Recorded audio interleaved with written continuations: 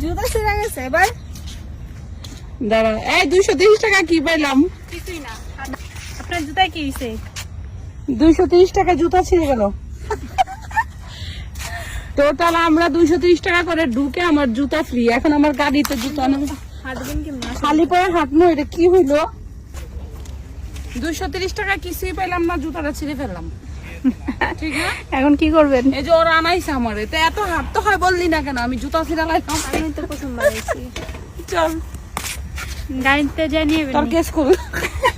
ওর জুতা লাগবো না, বাবু মানুষ। আমি আনতে নেন, ওটা লাগবে। কিসের জন্য আমি আসলাম? জুতা খোলা একজনের, তো যে কোনো আমি একটা তো লাগবে। তারপর আবার 250 টাকা দিয়ে ঢুকবা কেন?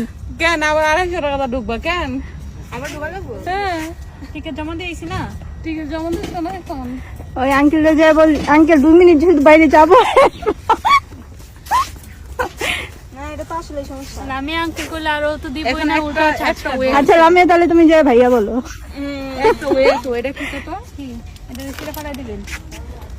এটা পরে এখানে ছুঁয়ে যায়, লাস্টে নিয়ে যাবো নি। আর নেওয়ার কি দরকার, জুতা ফালাই দিবেন। হ্যাঁ, জুতো ফেলাই এখানে কি করবো কর না, এখন সলটা উঠে দেবো। তোর জুতো আছে না? ওকে চল।